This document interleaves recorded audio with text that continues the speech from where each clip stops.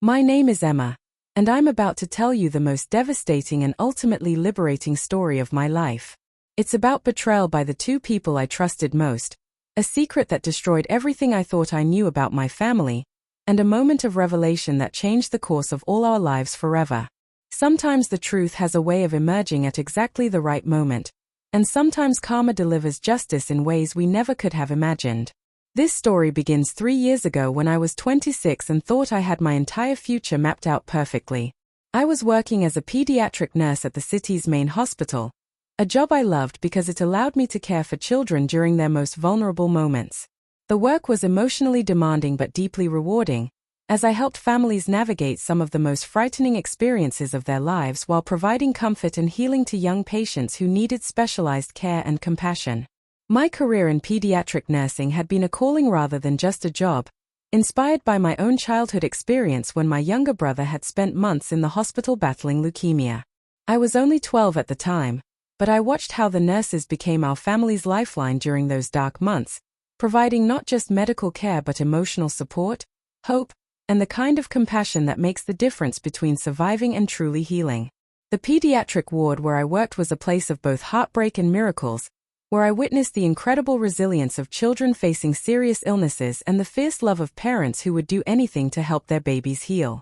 Every day brought new challenges and rewards, comforting a scared 5-year-old before surgery, teaching teenage patients how to manage chronic conditions, celebrating with families when treatments succeeded, and providing gentle care during the most difficult moments when medicine couldn't provide the healing we all hoped for.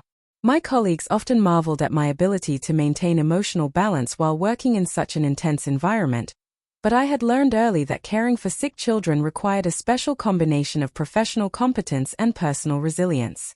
The key was finding ways to give everything to my patients and their families during my shifts while also protecting my own emotional well-being so I could continue providing excellent care day after day.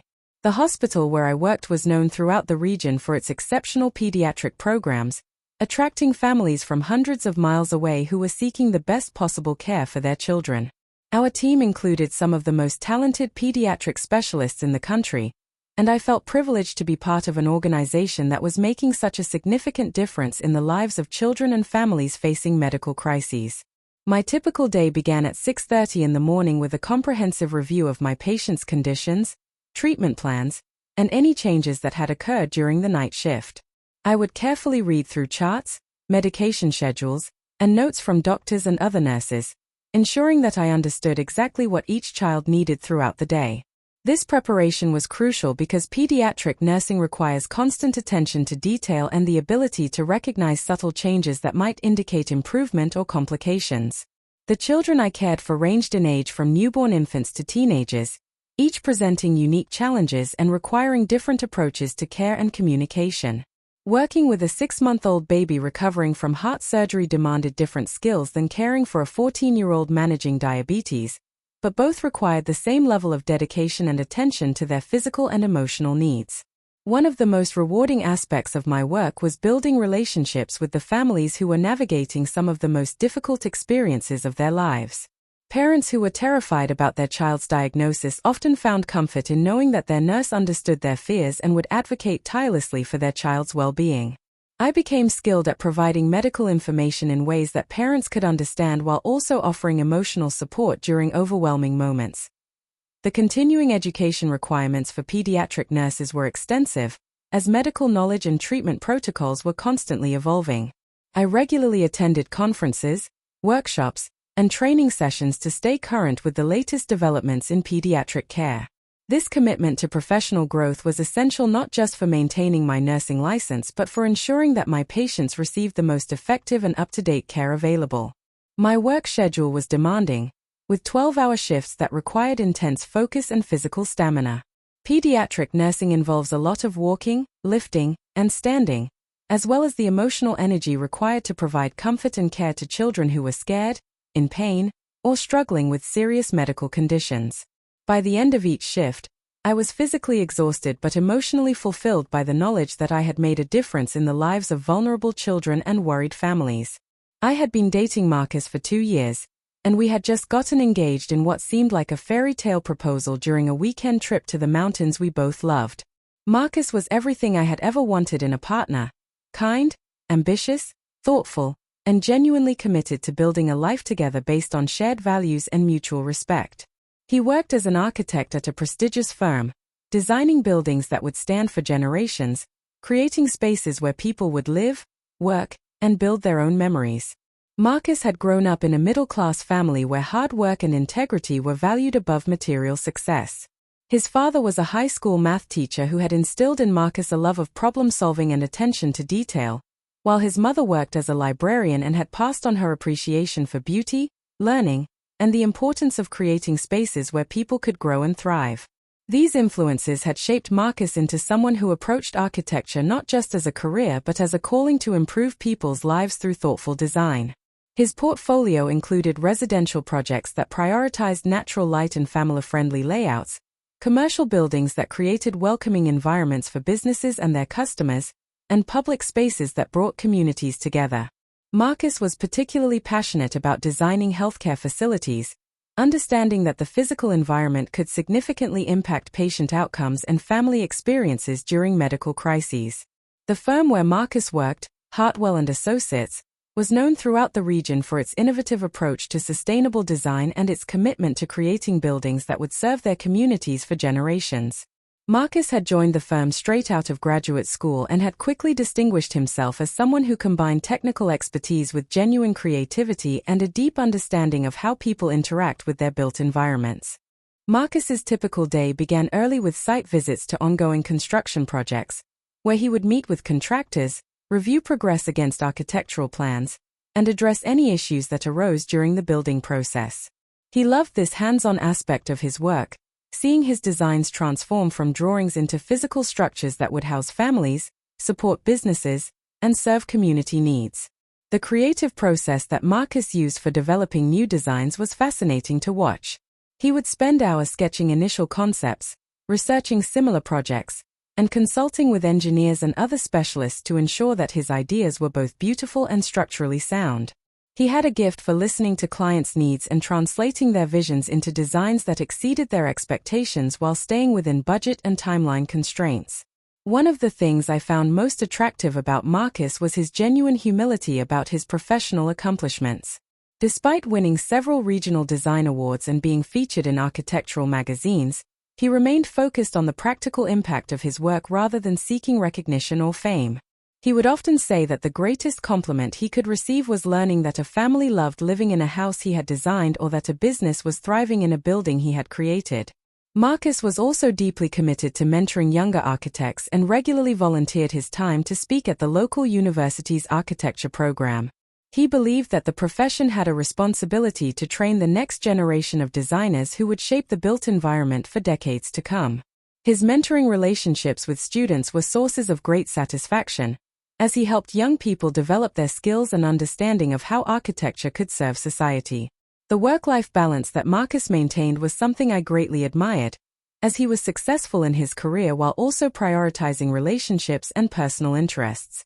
He had learned from watching his parents' marriage that professional success meant nothing if it came at the expense of family connections and personal happiness. This philosophy made him an ideal partner for someone like me who was equally committed to both career excellence and building a strong personal relationship. Marcus's hobbies included hiking, photography, and woodworking, activities that connected him to the natural world and allowed him to work with his hands in ways that complemented his professional focus on design and creation. We often spent weekends exploring hiking trails where Marcus would photograph interesting architectural details in historic buildings or natural formations that inspired his design work. The photography hobby had started during Marcus's college years when he realized that documenting buildings and landscapes helped him develop a better eye for composition, light, and the relationship between structures and their environments. His photographs were surprisingly artistic, capturing not just the physical appearance of buildings but their emotional impact and their integration with surrounding landscapes. Marcus's woodworking hobby had been inherited from his grandfather, who had taught him basic carpentry skills during childhood summers. As an adult, Marcus had developed these skills into a sophisticated understanding of wood grain, joinery techniques, and furniture design. His apartment was furnished with pieces he had crafted himself, each one reflecting the same attention to detail and quality that characterized his professional architectural work. The combination of Marcus's professional expertise and his hands-on hobbies made him incredibly capable around the house, able to fix problems, improve functionality, and create beautiful solutions to everyday challenges. I loved watching him work on projects, seeing how his mind approached problems systematically while his hands skillfully executed solutions that were both practical and aesthetically pleasing. We had met at a charity fundraiser for the Children's Hospital where I worked, an event that brought together healthcare professionals and community leaders to support pediatric care programs. Marcus had been there representing his architectural firm, which was donating design services for a new children's wing that would create more healing-focused environments for young patients and their families. Our first conversation lasted 3 hours, during which we discovered shared values about service, family, and the importance of building something meaningful that would outlast our own lives. The early months of our relationship were characterized by thoughtful gestures and deep conversations that made me believe I had found my life partner. Marcus would surprise me with small gifts that showed he was paying attention to my interests and needs, books by authors I had mentioned enjoying, flowers from the farmers market we had visited together, tickets to art exhibitions that combined his professional interests with my love of creativity and cultural experiences. We established routines and traditions that created a sense of domestic partnership even before we were living together. Sunday morning hikes in the mountains outside the city became our sacred time for planning and dreaming about our future together. We would pack elaborate picnic lunches and spend entire days exploring trails, talking about everything from daily work challenges to long-term goals for career advancement, travel dreams, and the family we hoped to build together someday. Marcus had a way of making me feel heard and valued that was unlike anything I had experienced in previous relationships. He would ask thoughtful questions about my patients and my experiences at the hospital, showing genuine interest in the emotional challenges of working with sick children and their families. When I had particularly difficult days dealing with heartbreaking cases or family tragedies, he would create space for me to process my feelings without trying to fix everything or minimize the emotional impact of my work. The proposal itself had been perfect in its thoughtfulness and personal meaning. Marcus had planned a surprise trip to the mountain cabin where we had spent our first weekend getaway together, recreating the menu from our first dinner and setting up the same playlist that had been playing during our early conversations about dreams and future plans. He had clearly put significant time and energy into creating a proposal that reflected our shared history and his understanding of what would be most meaningful to me. The engagement ring was beautiful but modest, reflecting both his financial situation as a young architect and his understanding that I valued meaning and thoughtfulness over material displays of wealth. He had chosen a vintage setting that reflected my love of history and classic design, with a stone that was significant for its clarity and craftsmanship rather than its size or cost.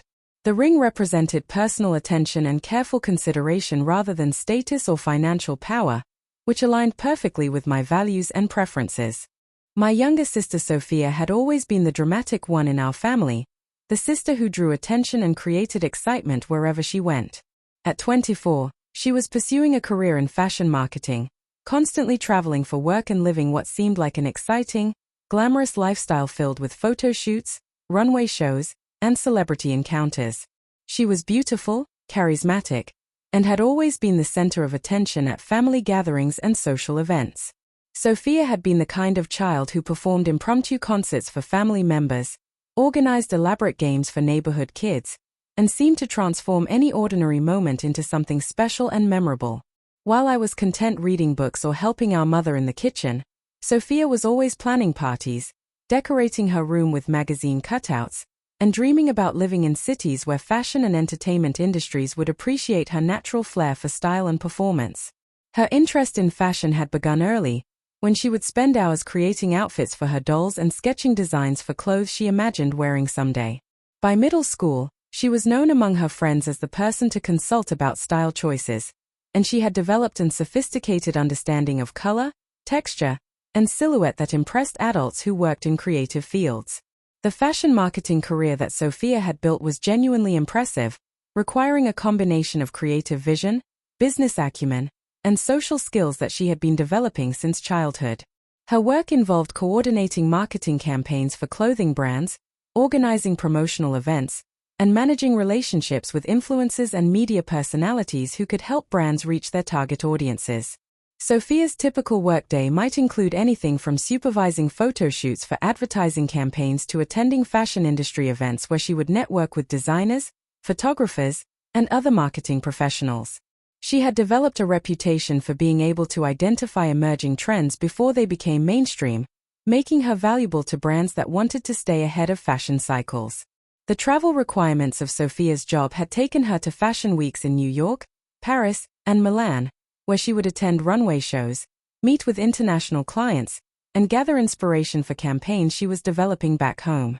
These experiences had given her a sophisticated understanding of global fashion trends and had expanded her professional network to include contacts throughout the fashion industry. Despite the glamorous aspects of her career, Sophia's work also involved long hours, tight deadlines, and the pressure of managing multiple projects simultaneously while maintaining the relationships that were essential for success in such a personality-driven industry. She had learned to balance her natural enthusiasm and creativity with the business skills necessary for managing budgets, timelines, and client expectations. Sophia's apartment reflected her professional expertise and personal style, furnished with carefully chosen pieces that created an environment that was both beautiful and functional for someone who entertained clients and worked from home frequently. She had an eye for combining vintage finds with contemporary pieces, creating spaces that felt both sophisticated and welcoming.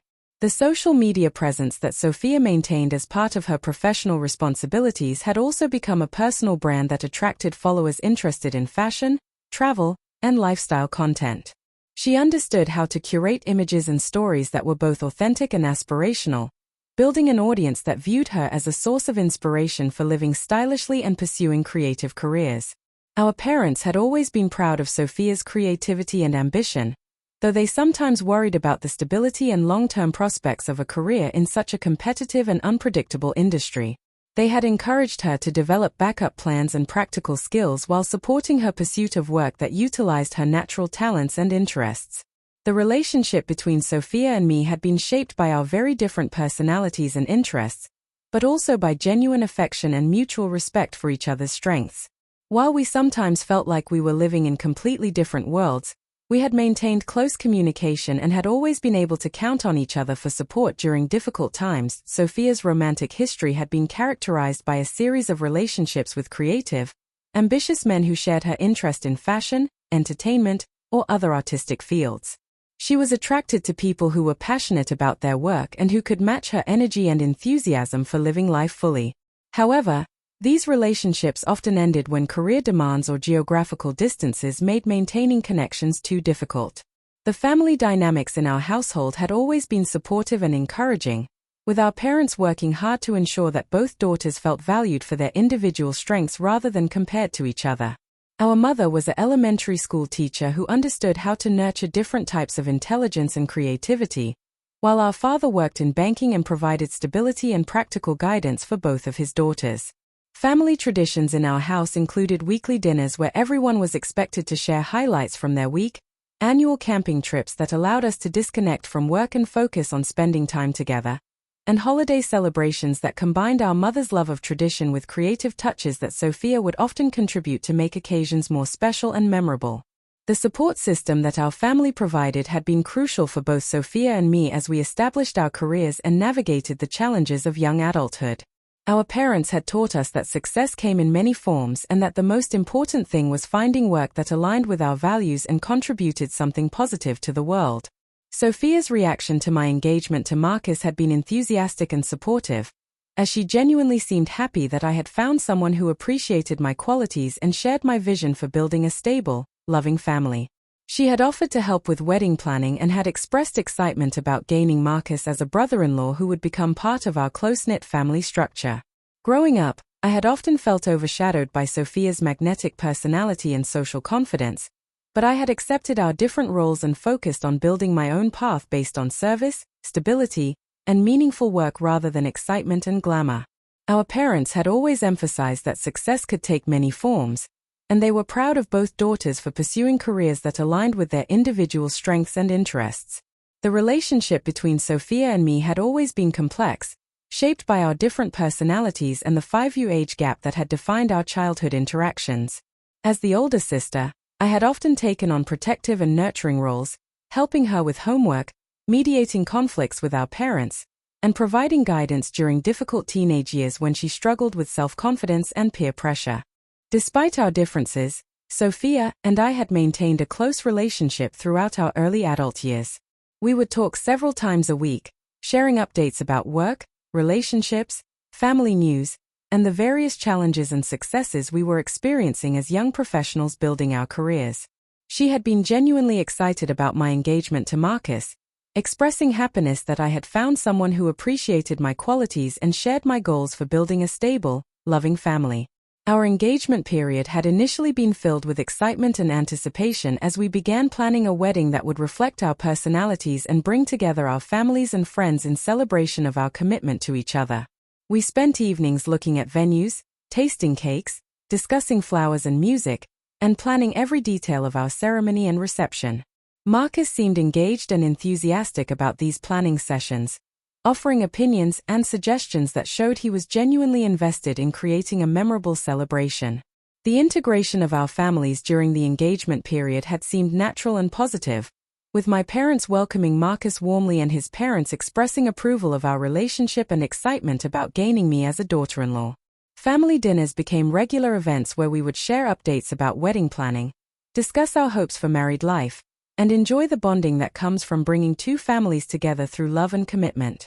Sophia's presence at these gatherings had seemed like a natural extension of family bonding, and I had been genuinely happy that she was developing friendships with the man I planned to marry. She would ask Marcus questions about his work, his interests, and his background, showing the kind of sisterly interest that I appreciated and encouraged. Their conversations seemed innocent and appropriate, focused on getting to know each other as future family members. The first sign that something was wrong came about 6 months after Marcus and I got engaged, when I began noticing subtle changes in both of their behavior that individually seemed insignificant but collectively suggested that something had shifted in our family dynamics. Sophia had been spending more time in our city, claiming that her work in fashion marketing required her to be here for extended periods to manage local clients and coordinate photo shoots. She would often join Marcus and me for dinners, movies, and social gatherings, and I was initially happy that my sister and my fiancé were developing what appeared to be a genuine friendship. I thought it was wonderful that the two most important people in my life were getting along so well and that our future family relationships would be characterized by warmth and mutual respect. Marcus began working longer hours at his architectural firm, often staying late to finish projects or meet with clients who required evening consultations. When I would call him in the evenings to check in or make plans for dinner, he would sound distracted and tired, explaining that he was under significant pressure to complete several major designs that were crucial for his firm's reputation and his own career advancement. I supported his dedication to his career and understood that building a successful architectural practice required significant time, energy, and occasional sacrifices of personal time. His firm was growing rapidly and taking on larger, more complex projects that demanded innovative design solutions and careful coordination with contractors, clients, and city planning departments.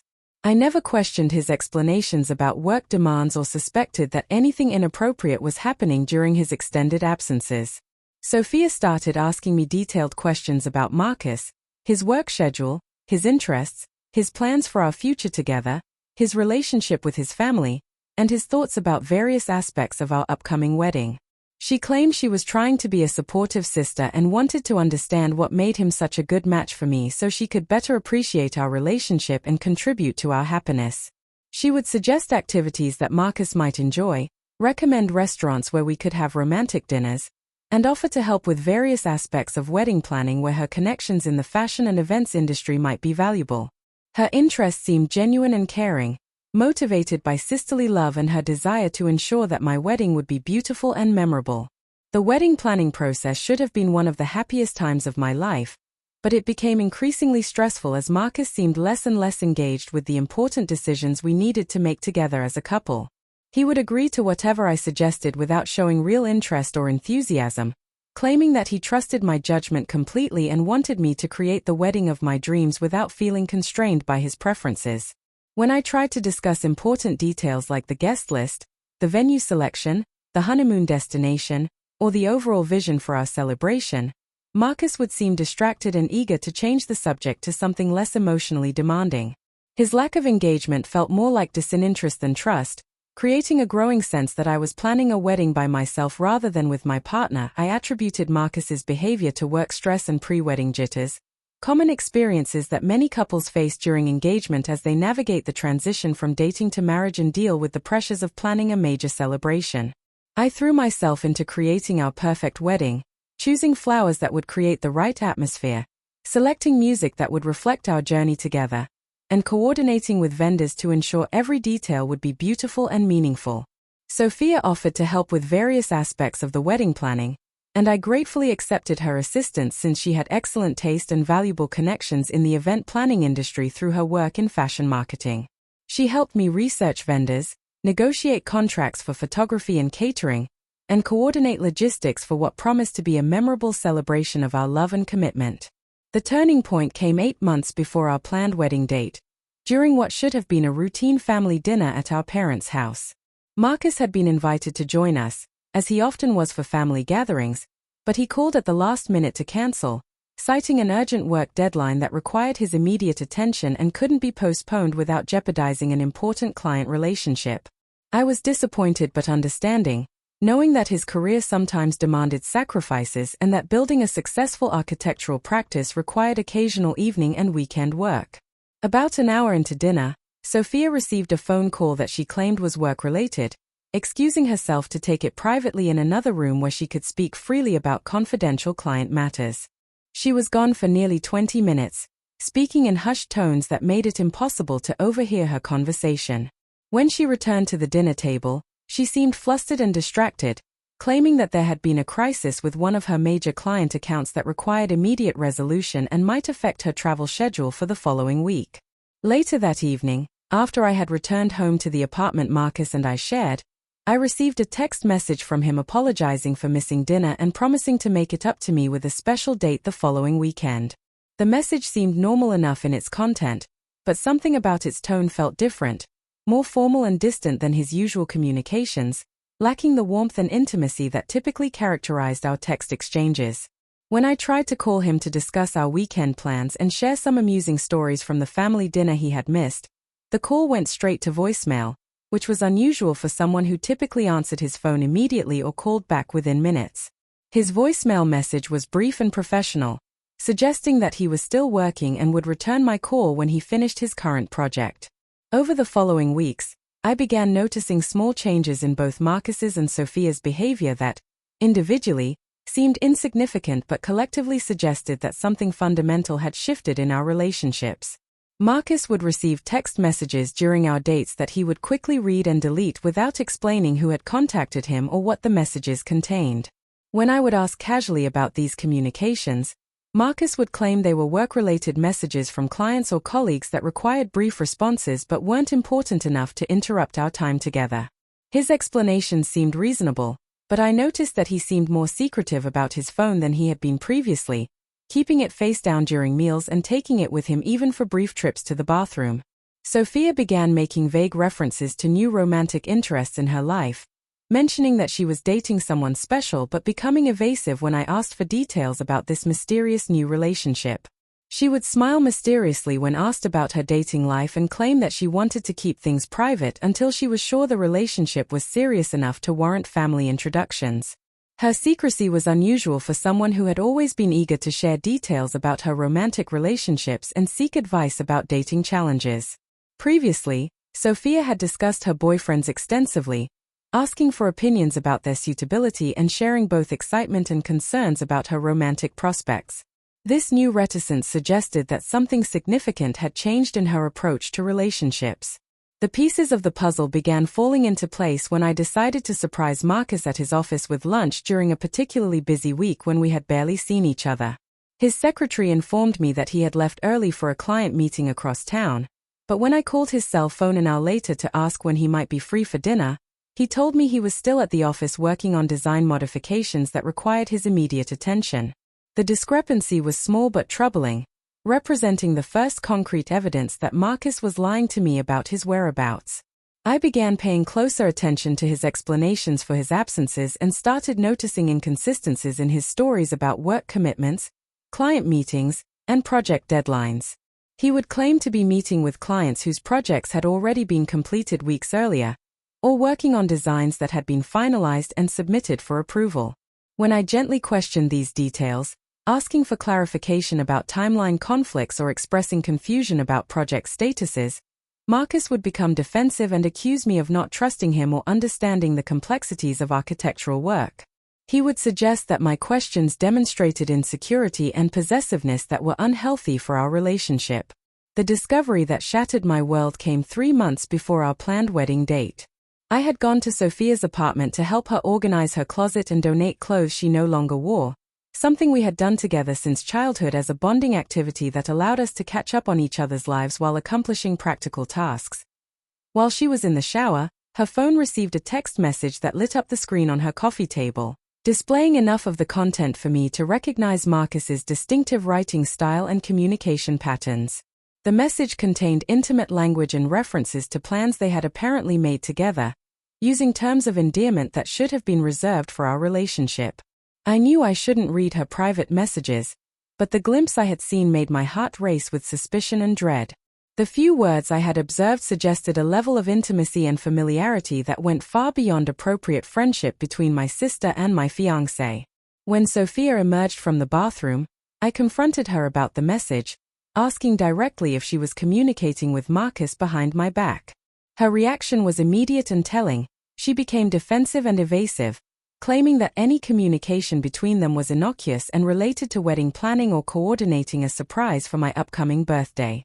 She insisted that Marcus had asked for her help in planning special celebrations and that their conversations were focused entirely on making me happy. The confrontation that followed was painful and devastating, as months of subtle deception finally came to light. Under increasing pressure and faced with direct questions about specific details I had observed, Sophia finally admitted that she and Marcus had been having an affair for the past 4 months. She claimed that their relationship had developed naturally from friendship and that they had tried to resist their feelings for each other out of respect for me. She insisted that they had never intended to hurt me and that they were genuinely in love, suggesting that their connection was deeper and more meaningful than what Marcus and I had shared. She seemed to believe that confessing their affair was actually an act of honesty and courage that demonstrated their commitment to each other and their respect for the truth. The betrayal cut deeper than any physical pain I had ever experienced. The two people I trusted most in the world had been systematically lying to me for months, conducting a secret relationship while pretending to care about my happiness and well-being. Every family dinner, every double date, every conversation about wedding plans had been a performance designed to conceal their deception. Marcus's reaction when I confronted him later that evening was cowardly and self-serving, as he attempted to justify his behavior by rewriting the history of our relationship. He claimed that our connection had grown stale and predictable, that he had realized we weren't truly compatible for long-term marriage, and that discovering his feelings for Sophia before our wedding was actually fortunate.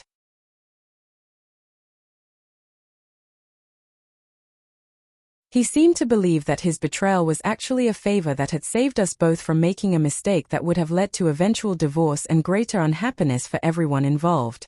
His explanations made me question my own perceptions and memories of our relationship, as he described problems and incompatibilities that I had never recognized or experienced. The most painful aspect of their affair wasn't just the sexual betrayal, but the emotional intimacy they had developed while pretending to support my relationship with Marcus. They had shared private jokes, made secret plans, and built a connection based on deception and the thrill of forbidden romance. Every moment of apparent sisterly support from Sophia and every expression of love from Marcus had been contaminated by their hidden relationship. The immediate aftermath of discovering their affair was devastating and disorienting, as I struggled to process the reality that my entire understanding of my closest relationships had been based on lies. I called off our wedding immediately, returned the engagement ring, and began the painful process of untangling our shared life and separating our belongings, financial commitments, and future plans. We had been living together for over a year, sharing apartment rent, utilities, household expenses, and daily routines that had created a sense of domestic partnership and shared future. Dividing our possessions, canceling wedding arrangements, and redistributing financial responsibilities felt like dismantling not just a romantic relationship but an entire vision of my adult life and future happiness. My parents were shocked and heartbroken when I told them about Sophia's and Marcus's betrayal, struggling to understand how their younger daughter could have systematically destroyed her sister's relationship and violated fundamental principles of family loyalty. They had welcomed Marcus into our family with warmth and affection, looking forward to gaining him as a son-in-law and celebrating the happiness they believed he brought to my life. The revelation that their younger daughter had been the architect of this deception was particularly devastating for my mother, who had always prided herself on raising children with strong moral values, family loyalty, and respect for others' feelings and relationships. She struggled to reconcile the daughter she thought she knew with someone capable of such calculated betrayal and emotional cruelty. Sophia's justification for her actions centered on the belief that love couldn't be controlled or planned, and that finding true love was worth any temporary pain it might cause to other people. She claimed that her relationship with Marcus was deeper and more meaningful than what he had shared with me, suggesting that I should ultimately be grateful that they had found each other and prevented me from marrying someone who wasn't fully committed to our relationship.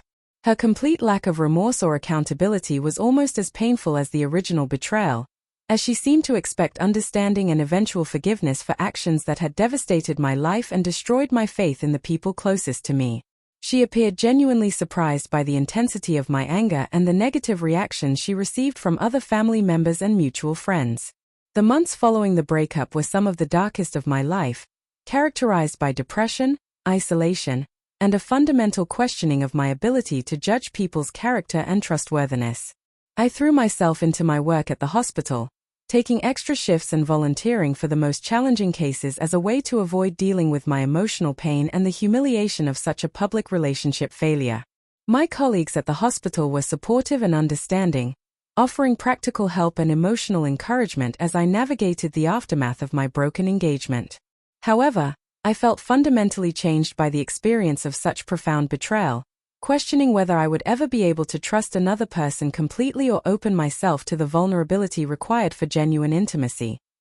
The therapy I began during this period was essential for processing the trauma of discovering that the two people I trusted most had been systematically deceiving me for months. My therapist helped me understand that Marcus's and Sophia's behavior was a reflection of their character flaws rather than my inadequacies, and that healing would require time, deliberate effort, and gradual rebuilding of my ability to trust and connect with others. Sophia and Marcus waited what they considered a respectful amount of time, approximately 3 months, before publicly announcing their relationship to family and friends. They presented their romance as a fairy tale love story, describing how they had tried to fight their feelings but eventually realized they were meant to be together despite the complicated circumstances. They seemed to expect congratulations and support from family members and mutual friends, as if their love story was romantic and inspiring rather than devastating and destructive. They acted as if their affair had been an unavoidable twist of fate rather than a series of deliberate decisions to deceive and betray someone they claimed to care about. The most insulting aspect of their public relationship was how they portrayed themselves as victims of circumstance who had been forced to make difficult choices in the name of true love. They seemed genuinely surprised by the negative reactions they received from many family members and friends, appearing to believe that the depth of their feelings justified the pain they had caused. 6 months after my breakup with Marcus, Sophia called to inform me that she and Marcus were engaged, presenting this news as if it were a normal family announcement that should be celebrated and supported. She expressed hope that I would be happy for them and perhaps even participate in their wedding planning, suggesting that enough time had passed for me to move beyond my initial hurt and accept their relationship as a positive development. The engagement announcement was accompanied by an invitation to their engagement party, a lavish celebration that Sophia was planning with the same enthusiasm and attention to detail she had once shown for my wedding. The invitation arrived with a handwritten note expressing hope that I would attend the celebration and that we could begin healing our family relationships through forgiveness and acceptance. The audacity of expecting me to celebrate their engagement was breathtaking in its insensitivity and complete lack of understanding about the ongoing impact of their betrayal.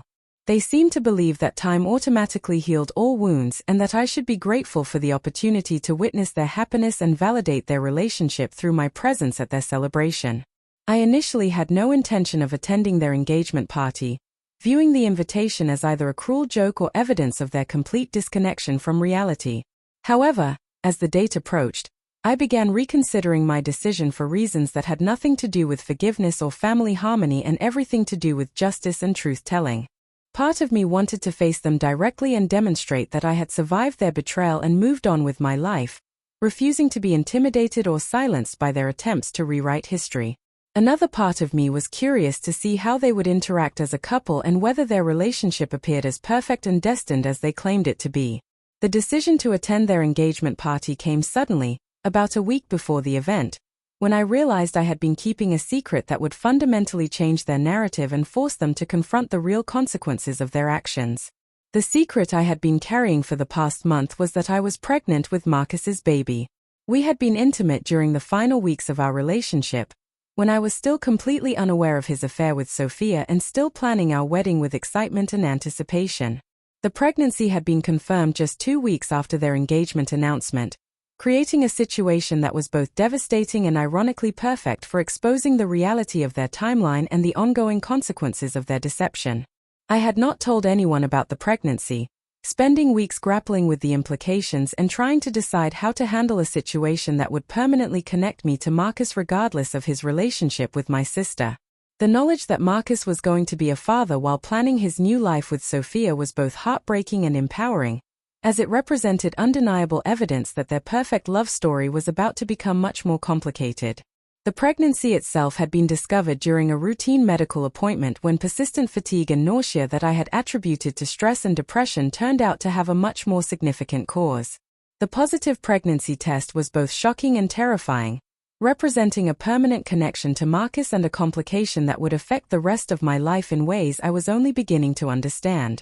The symptoms that led to the discovery had been subtle at first: a persistent tiredness that didn't improve with rest, occasional nausea that I blamed on stress eating, and emotional sensitivity that seemed consistent with the grief and anger I was processing after discovering Marcus's and Sophia's betrayal. Working in healthcare, I was familiar with the signs of pregnancy, but I had been so focused on the trauma of their affair that I didn't initially connect my physical symptoms to the possibility of being pregnant. The realization that I might be pregnant came during a particularly difficult day at the hospital when the smell of coffee in the break room made me feel violently nauseous. This reaction was unusual for someone who had been drinking coffee daily for years, and it triggered a memory of other small changes I had been experiencing but hadn't paid attention to during the emotional chaos of ending my engagement. The pregnancy test I took that evening was one of the most anxiety-provoking experiences of my life, as I sat in my bathroom knowing that the results would fundamentally change my future regardless of what they showed. When the positive result appeared, I felt a complex mixture of shock, fear, and an unexpected flutter of something that might have been excitement under different circumstances. The first few days after confirming the pregnancy were characterized by intense emotional turmoil as I grappled with the implications of carrying Marcus's child while he was engaged to my sister. The timing was particularly cruel, as I was still processing the betrayal and trying to rebuild my sense of self when this news added an entirely new layer of complexity to an already devastating situation. I spent hours researching my options and considering what would be best for everyone involved, including the potential child who would be born into such complicated family circumstances. The decision about whether to continue the pregnancy was deeply personal and involved careful consideration of my financial situation, my career goals, my family relationships, and my own emotional readiness for single motherhood. The medical appointments during early pregnancy were lonely and emotionally difficult, as I navigated morning sickness, prenatal vitamins, and routine testing without the support of a partner or the excitement that should accompany expecting a baby. The standard questions about the father's involvement and family support were painful reminders of my isolation and the unusual circumstances surrounding my pregnancy.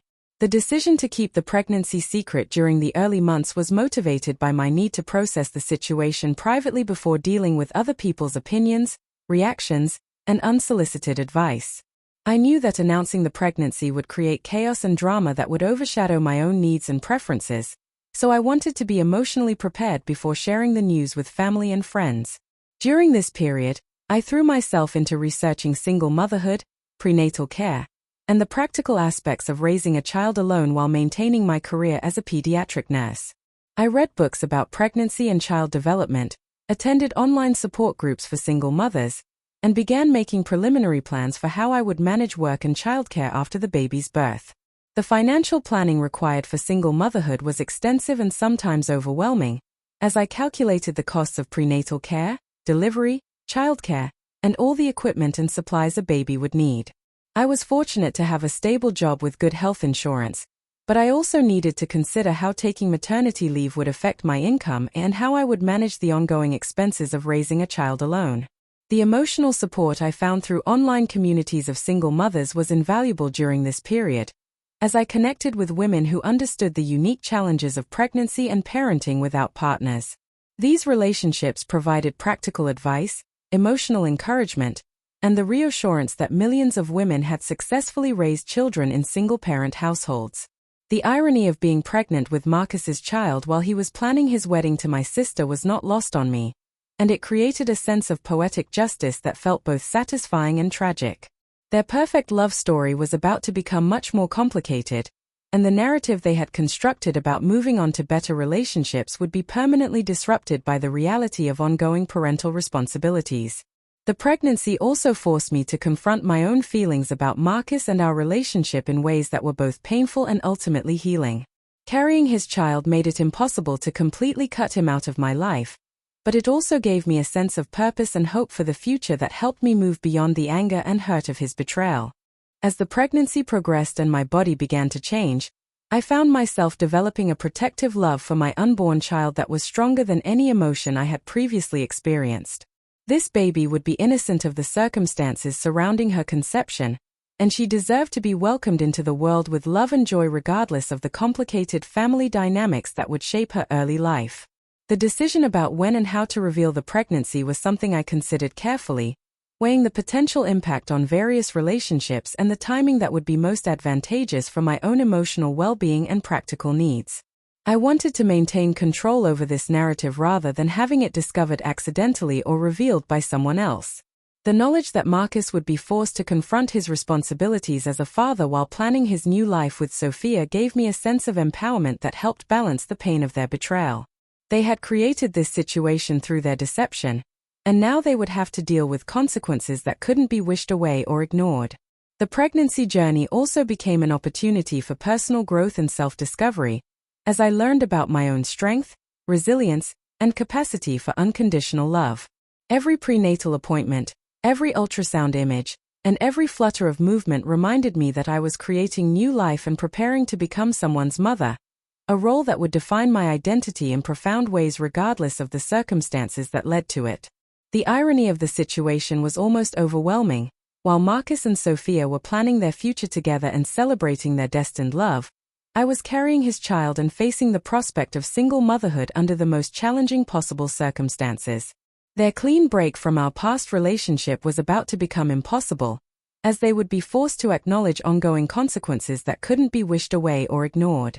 The engagement party was held at an upscale restaurant that Sophia had chosen for its elegant atmosphere, impressive social media potential, and capacity to accommodate the large guest list she had assembled to witness and validate their relationship. The decorations were elaborate and expensive, reflecting Sophia's desire to create a memorable celebration that would establish their social status as a couple and demonstrate the sophistication of their love story. The guest list included family members, college friends, professional colleagues, and social acquaintances who had been carefully selected to provide the right audience for their announcement and celebration. Many of these people knew the history of Marcus's relationship with me, making their engagement party an implicit statement about the legitimacy and superiority of their connection.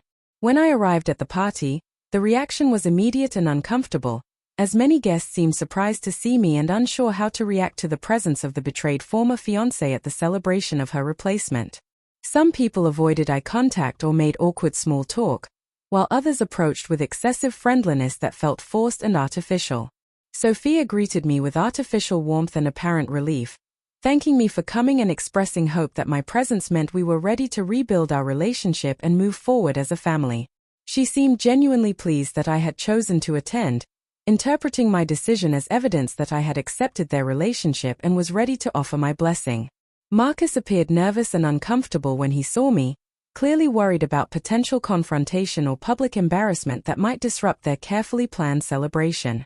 He made polite conversation but maintained obvious distance, probably hoping to minimize our interaction and avoid any scenes that might draw unwanted attention or create awkward moments for their guests.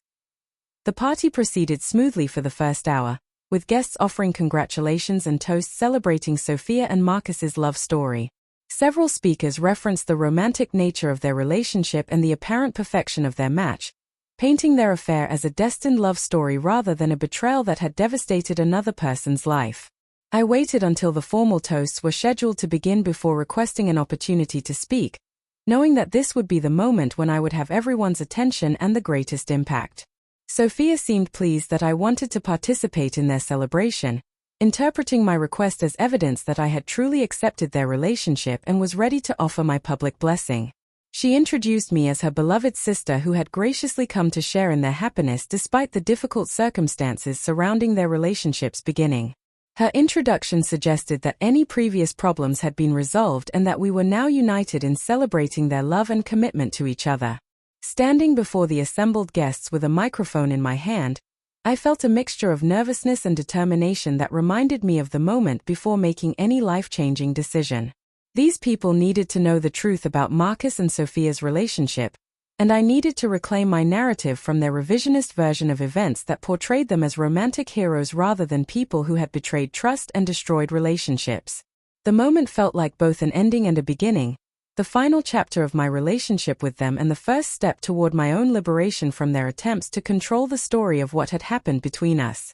I had spent months being portrayed as the obstacle to their happiness, and now I had the opportunity to reveal the real consequences of their choices. I began my speech by thanking Sophia and Marcus for inviting me to their celebration and expressing appreciation for the opportunity to share some important news with their friends and family. The guests settled in to listen, expecting conventional congratulations and perhaps some touching family memories about Sophia's journey to finding love. Instead, I announced that I was pregnant with Marcus's baby, conceived during the final weeks of our relationship while he was secretly having an affair with my sister. The silence that followed was complete and devastating, as guests processed the implications of what I had just revealed about the timeline of their relationship and the ongoing consequences of their affair. The perfect love story they had been celebrating was suddenly exposed as a complicated mess of betrayal, deception, and unintended consequences that would affect all of our lives permanently. The clean narrative they had constructed about moving on to better relationships was shattered by the reality that Marcus would always be connected to me through our child. The immediate reaction was chaos, as several guests gasped audibly, others began whispering frantically among themselves, and a few people started reaching for their phones to capture or share what was clearly going to become a major social media event. The elegant celebration that had been carefully planned to validate their relationship had instead become a public exposure of the messy reality underlying their romance. Sophia's face went pale as she processed the implications of my announcement, realizing that her perfect new life with Marcus was about to become permanently complicated by his connection to me and our child. Marcus looked like he might be physically ill from shock and embarrassment, clearly struggling to understand how his carefully managed transition from one relationship to another had become so publicly complicated. Sophia's immediate response was to demand that I leave the party immediately, claiming that I was lying and trying to ruin their celebration out of jealousy and spite. She suggested that I was mentally unstable and unable to accept their happiness, painting my announcement as the desperate act of a woman who couldn't move on from her failed relationship. Marcus said nothing initially, clearly struggling to process the news and its implications for his new life with Sophia. When pressed by guests and family members for his response, he mumbled something about needing to verify the information and discuss the situation privately, but his reaction confirmed rather than denied my announcement. My parents' reactions were particularly important to me, as they had been struggling to maintain relationships with both of their daughters despite their disappointment in Sophia's behavior. My mother immediately moved to support me, while my father confronted Marcus about his responsibility for the situation he had created through his deception and betrayal. The party essentially ended after my announcement, with guests making awkward excuses to leave early rather than continue celebrating what had clearly become a complicated and uncomfortable situation. The elegant celebration that Sophia had planned as validation of their love story had instead become a public exposure of the consequences they would face for their choices. In the weeks following the engagement party, The consequences of my announcement continued to unfold in ways that affected all of our lives and relationships. Marcus was forced to confront his responsibility for the pregnancy and his role in creating a situation that would connect him to me permanently regardless of his relationship with Sophia. Sophia's reaction to learning about the pregnancy was anger and resentment rather than understanding or compassion for the difficult situation I was facing. She seemed to view the baby as an obstacle to her happiness with Marcus rather than a child who deserved love and support from both parents, revealing character flaws that extended far beyond her affair with my fiancé. The pregnancy announcement also forced our extended family and social circle to confront the reality of Marcus and Sophia's relationship rather than accepting their sanitized version of events. Many people who had been prepared to support their engagement began questioning whether a relationship built on betrayal and deception could really be the foundation for a healthy marriage. Today, 3 years after that dramatic engagement party announcement, my life has found a new equilibrium based on single motherhood, renewed family relationships, and hard-won wisdom about trust, forgiveness, and the importance of standing up for truth. My daughter is healthy, happy, and surrounded by love from grandparents and extended family who cherish her regardless of the complicated circumstances of her conception. The birth of my daughter, Isabella, was a transformative experience that shifted my focus entirely from past betrayals to future possibilities and present love. Labor and delivery were intense and challenging, but holding her for the first time created an instant bond that made all the preceding pain and difficulty feel worthwhile. She was perfect and beautiful, representing hope and new beginnings rather than the complicated circumstances that had led to her conception. The early months of motherhood were exhausting but deeply rewarding, as I learned to navigate the demands of caring for a newborn while maintaining my career and rebuilding my personal relationships. The support from my parents was invaluable during this period, as they embraced their roles as grandparents with enthusiasm and helped with childcare so I could continue working at the hospital. Marcus's involvement with Isabella has been sporadic and emotionally distant, characterized by obligation rather than genuine paternal love and connection. He provides financial support as required by our custody agreement, but his visits are formal and uncomfortable, lacking the natural joy and affection that should define parent-child relationships. Isabella seems to sense his emotional unavailability, showing less excitement during his visits compared to her interactions with her grandparents and my close friends. The co-parenting relationship we established has been functional but challenging, requiring careful navigation of legal agreements, scheduling conflicts, and communication protocols that protect Isabella's interests while respecting everyone's boundaries. We interact primarily through text messages and brief conversations during custody exchanges, maintaining civility for our daughter's sake while avoiding deeper personal discussions. Sophia's relationship with Marcus deteriorated gradually over the months following my pregnancy announcement, as they struggled to deal with the stress and complications created by his parenting responsibilities. Her inability to accept his permanent connection to me through Isabella created constant tension that undermined their romantic relationship and their shared vision for the future. The final breakdown of their engagement occurred when Sophia issued an ultimatum demanding that Marcus choose between maintaining a relationship with his daughter and preserving their romantic partnership. Her demand revealed the depth of her selfishness and her fundamental misunderstanding of parental responsibility, forcing Marcus to confront the reality that abandoning his child was not an acceptable option. The poetic justice of watching their relationship collapse under the weight of their own selfish choices was both satisfying and sad, representing the final destruction of relationships that had once been important to me. Their inability to build a lasting partnership based on deception and betrayal was predictable but still painful to witness, particularly because of the ongoing impact on our family dynamics.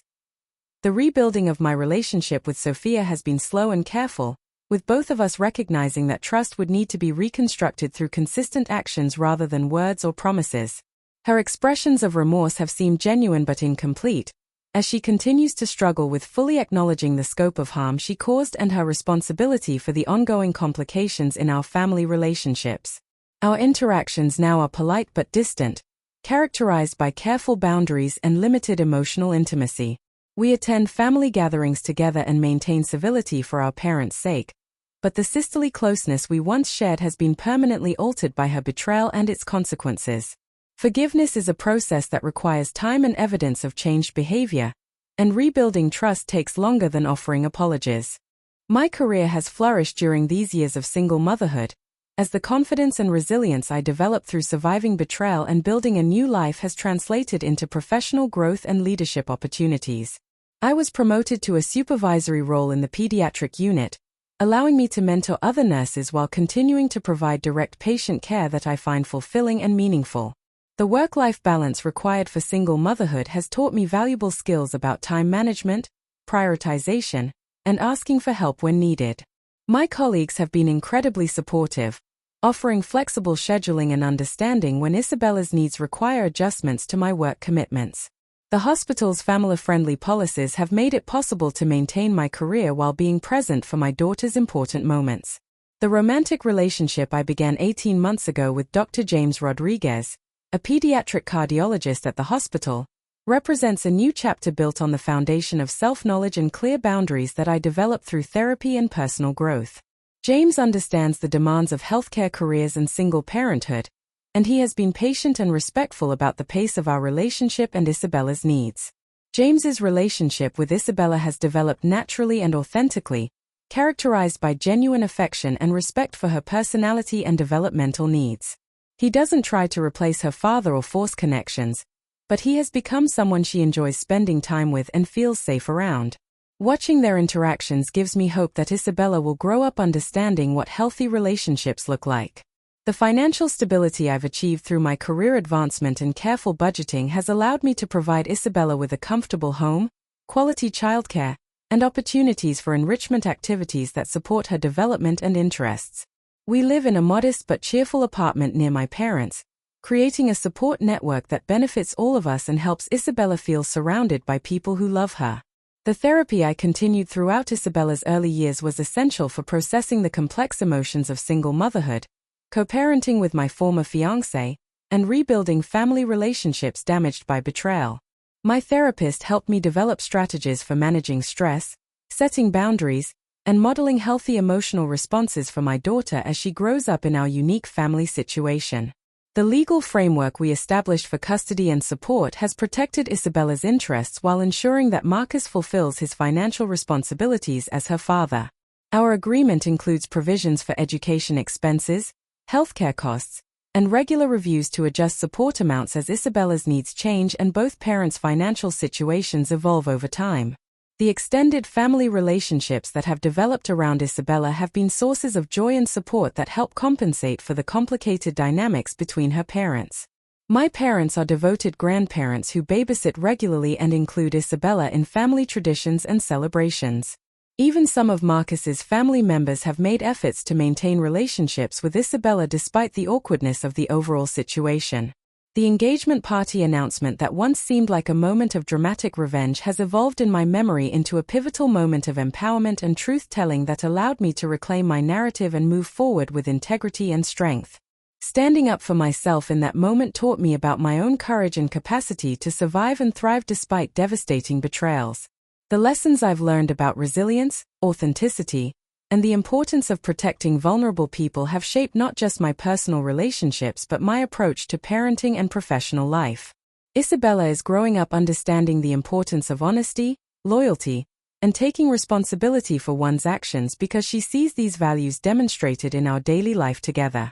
The story of that pregnancy announcement has become legendary among our family and friends, frequently referenced as an example of how truth has a way of emerging at exactly the right moment and how standing up for yourself can lead to empowerment rather than destruction. Many people have told me that my courage in that moment inspired them to confront their own difficult situations and demand better treatment in their relationships. Looking back on the entire experience, I realized that discovering Marcus and Sophia's affair, as painful as it was, ultimately saved me from a marriage built on deception and led me to a life that is more authentic and fulfilling than anything I could have imagined. Their betrayal revealed character flaws that would have eventually destroyed our relationship anyway, but under circumstances that could have been even more devastating if they had occurred after marriage. The unexpected blessing of Isabella's presence in my life has transformed what began as the most painful experience into something that ultimately led to greater happiness and fulfillment than I ever thought possible. She represents hope, resilience, and the possibility of beauty emerging from the most difficult circumstances, reminding me daily that love can triumph over betrayal and that new beginnings are always possible. That pregnancy announcement will always be remembered as the moment when truth triumphed over deception, and when I stopped being a victim of other people's choices and became the author of my own story. The words I spoke that night didn't just expose their betrayal, they liberated me to build a life based on authenticity, strength, and unconditional love for the daughter who became my greatest blessing.